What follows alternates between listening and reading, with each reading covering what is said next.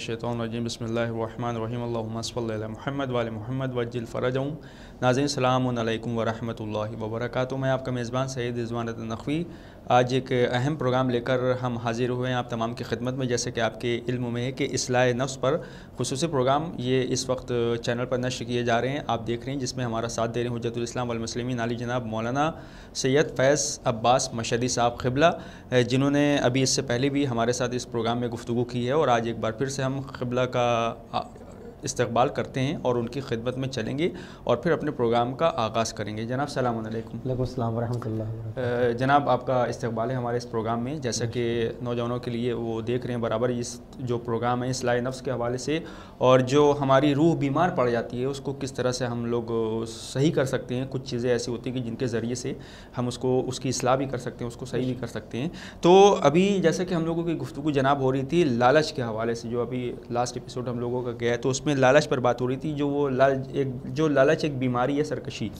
तो आपने जैसे कि ज़िक्र किया कि ये एक बीमारी होती है, और उसमें आपने साथ में ये भी बताया कि अगर दुनियावी चीज़ों के लिए हम लालच करते हैं तो वो गलत है, लेकिन अगर हम आखिरत के लिए और इबादत के लिए लालच करते हैं कि भाई हमारी जो आखिरत है वो ज़्यादा इंपॉर्टेंट है, वो सुधर जाए किसी सूरत से, तो वहाँ पे जो ये सरकशी है, जो ये लालच है, तो ये बुरी चीज़ों में नहीं आती है बल्कि ये अच्छी चीज़ों में आ जाएगी। लेकिन अगर हम दुनियावी एतबार से ये सोचें कि मुझे बंगला मिल जाए, गाड़ी मिल जाए, दुनियावी चीज़ें, तो वहाँ पर ये लालच जो है गलत हो जाती है। हम ये चाहेंगे कि जैसे कि आपने अभी जिक्र किया लालच का, तो इसका मुआवजा भी बता दीजिए कि जैसे लोग जानना चाहते हैं कि भाई हम कैसे इसका इलाज करें, क्या तरीक़ा है, क्या ऐसा तरीक़ा है कि जिसके ज़रिए से जो है हम इससे बचें और इसका इलाज हो जाए।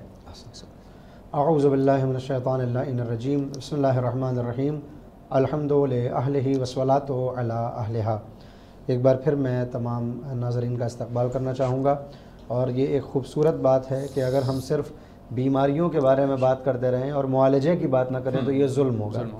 कुरान का और अहले बैत का, अंबिया का, अइम्मा का तरीक़ा यही रहा कि वो बुराई को बताते भी हैं और उसको दूर करने के तरीक़े भी बताते हैं। जैसा जिक्र हो रहा है मुसलसल के लालच जो एक बीमारी है, हिर्स जिसे हम कहते हैं, बीमारी है, लेकिन हर हिर्स बीमारी नहीं है। इमाम अलैहिस्सलातु वस्सलाम ने इस दुआ में कहा कि मुझे बचा ले हयाजानिल हिर्स, जब हिर्स तुग़यानी करने लगे, जब हिर्स सरकशी करने लगे, यानी जब दुनिया के लिए हो, अल्लाह को हटाकर, तो फिर ये बीमारी है। लेकिन अगर अल्लाह के लिए हो, आखिरत के लिए हो, जैसा आपने भी यादावरी करवाई है अभी, तो वो ममदू है, उसमें कोई हरज नहीं। लेकिन वही जो दुनिया के लिए हिर्स किया जा रहा है, अगर किसी के अंदर ये खराबी पैदा हो जाए कि वो लालची हो जाए, तो अब उसका मुआलजा कैसे हो। सूरह मारिज के अंदर परवरदिगार ने इस बीमारी का भी तज़किरा किया है, और इसके मुआलजे का भी तज़किरा किया। मैं कुरान की कुछ आयतें हैं वो मैं पढ़ना चाहूँगा ताकि उसका तर्जुमा भी हो जाए। बिस्मिल्लाहिर्रहमानिर्रहीम। खालिक़ कायनात सूरह मारिज में आयत नंबर 19 में ये बयान करता है, इन्नल इंसाना खुलिक़ा हलुआ। परवरदिगार कहता है कि इंसान को हमने लालची ही पैदा किया है। अच्छा, ये एक बड़ी बात है कि बाज़ वक्त हो सकता है कोई ये सोचे कि लालच बहुत बुरी बात है। अगर लालच हमेशा बुरा होता तो परवरदिगार कभी इंसान को लालची नहीं पैदा करता। अल्लाह कह रहा है खुलिक़ा हलुआ, मैंने इसको लालची बनाया है। मगर वो किस चीज़ का लालची बनाना चाहता था? आखिरत के लिए, अपने लिए, नेकियों के लिए, अच्छाइयों के लिए।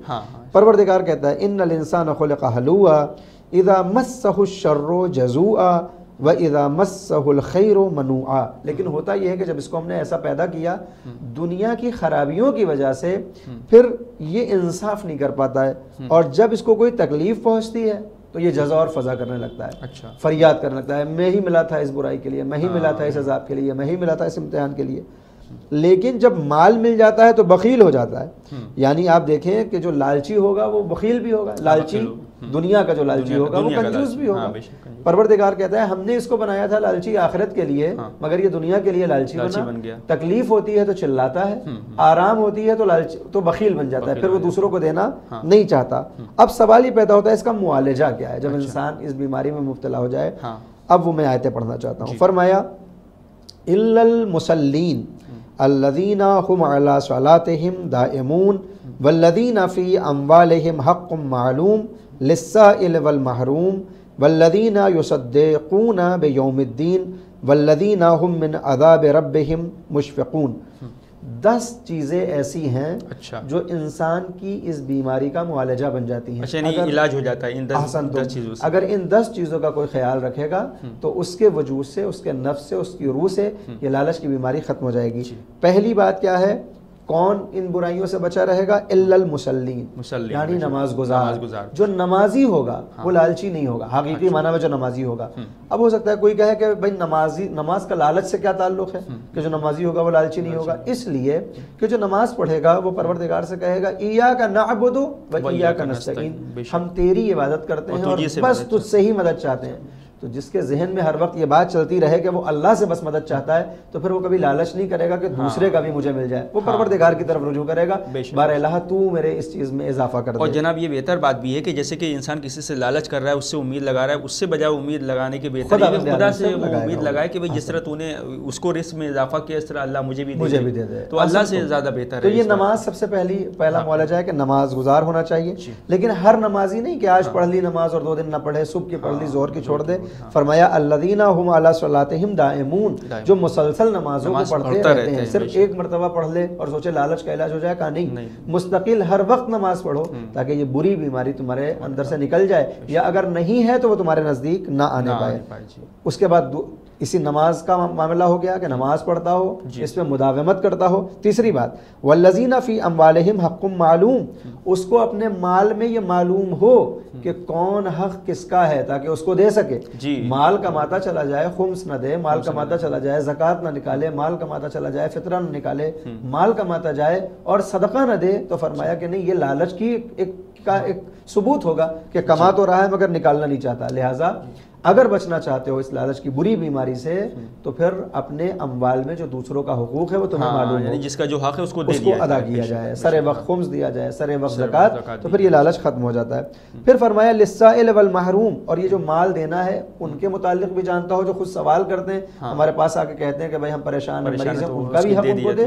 اور جو اپنے آپ کو بچا کے رکھتے ہیں، عام طور پر آج ہمارے یہاں سب سے بڑی مصیبت یہ ہے کہ جو زبان کھول دیتا ہے کہ میں مصیبت میں ہوں، اس کی مصیبت تو ہم حل کرنے پہ آمادہ ہیں، مگر جو غیرت مند ہوتے ہیں، جو غیور ہوتے ہیں، وہ اپنی پریشانی کسی کو نہیں بتاتے. لیکن جو غیرت مند ہوتے ہیں وہ تو وہ آتے ہی نہیں ہیں وہ مانگنے کے لیے کوئی چیز، ٹھیک ہے، وہ نہیں آتے ہیں اپنی عزت نفس کی وجہ سے، تو ان تک تلاش کر کے جانا ہوگا. یہی فرمایا ہے کہ اگر تم چاہتے ہو کہ لالچ کی بیماری سے بچو، ان کو بھی دو جو تم سے سوال کرتے ہیں اور ان کو بھی دو جو تم سے سوال نہیں کرتے مگر مستحق ہیں. اس کے بعد جو اگلا معالجہ ہے والذین یصدقون بیوم الدین، جو قیامت کے دن کی تصدیق کرتے ہیں، یعنی جس کا قیامت کا عقیدہ مضبوط ہوگا اس کے اندر لالچ پیدا نہیں ہوگا. کیوں لالچ؟ جب اس کو معلوم ہے کہ قیامت آنے والی ہے، سب ختم ہونے والا ہے، تو پھر وہ مال و اسباب کو جمع کر کے کیا کرے گا؟ وہ پھر لالچ نہیں کرے گا، وہ لالچ نہیں کرے گا. اب اس کے بعد کی جو آیت ہے والذین هم من عذاب ربهم مشفقون، اور یہ وہ افراد ہیں جو اپنے آپ کو اللہ کے عذاب سے امان میں نہیں پاتے ہیں. یعنی یہ نہیں سوچتے ہیں کہ نہیں اللہ ہمیں تو عذاب دے گا ہی نہیں، وہ یہ سوچتے ہیں کہ اللہ ہر برے عمل کرنے والے کو عذاب دے گا، وہ اپنے آپ کو اس سے بری نہیں سمجھتے ہیں. یہ جن کے اندر یہ صفات ہوں وہ لالچ نہیں کر سکتے. ان عذاب ربہم غیر مامون، کیوں؟ کیونکہ پروردگار کا جو عذاب ہے وہ کسی کو بھی امن دینے والا نہیں ہے. جو اس کا مستحق ہے اس تک وہ عذاب پہنچ کے رہے گا.